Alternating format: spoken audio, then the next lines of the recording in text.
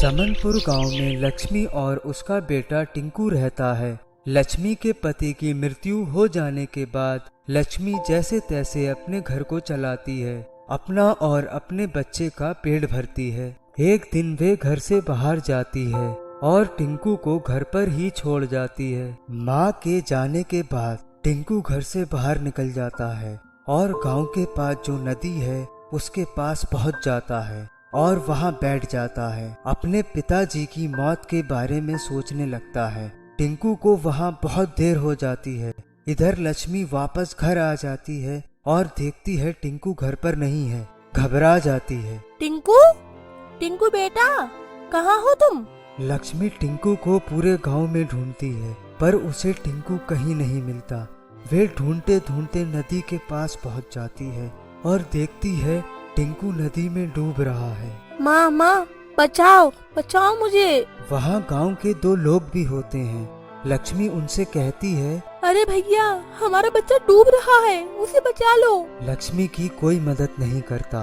हार खाकर लक्ष्मी खुद उस नदी में कूद जाती है अपने बच्चे को बचाने के लिए और वे दोनों गहरे पानी में पहुंच जाते हैं और डूबकर मर जाते हैं। इधर गांव में इस बात को लेकर हड़कंप मच जाता है। कुछ लोग वहां जाते हैं, किसी को उनकी लाश भी नहीं मिलती। ऐसे ही दिन बीतते हैं और लोग इस बात को भूल जाते हैं। एक रात गांव का एक व्यक्ति चुन्नू नदी पर पानी भरने जाता है। सुनिए हवा क्या कहती है, पानी की लहरों के साथ बहती है। वे देखता है लक्ष्मी और उसका बेटा नदी के किनारे बैठे हैं। वे ये देखकर डर जाता है। ये दोनों तो मर चुके हैं, यहाँ कैसे?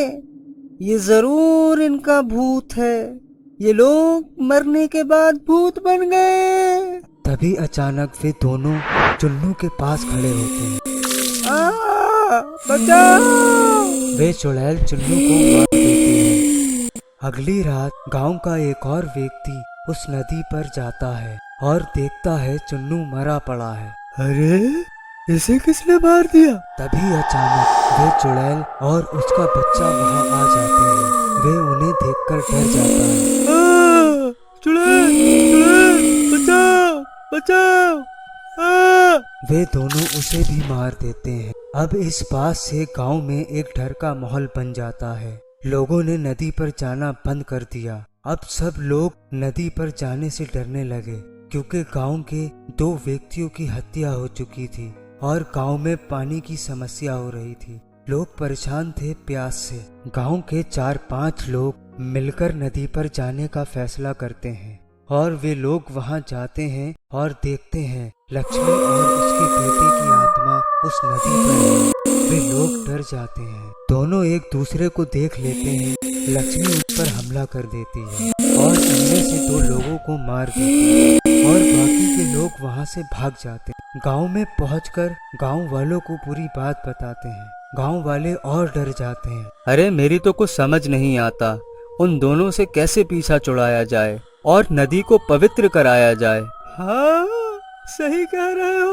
एक एक करके वो दोनों पूरे गांव को मार देंगे। इसका तो अब एक ही उपाय है, वो मंदिर में बैठे बाबा जी। हाँ, ये सही कह रहा है।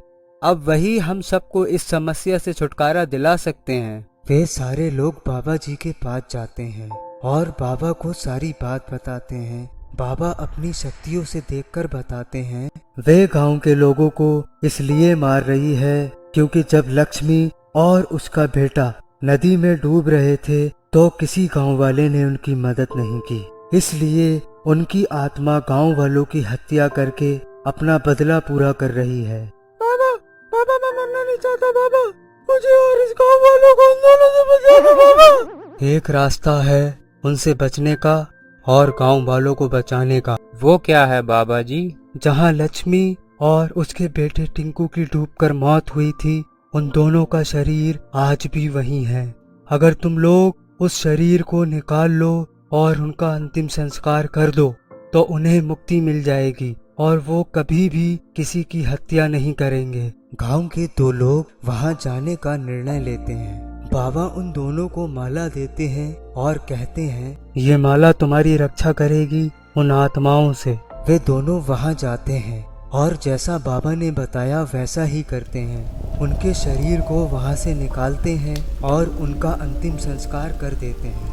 उन्हें मुक्ति मिल जाती है और सब कुछ ठीक हो जाता है।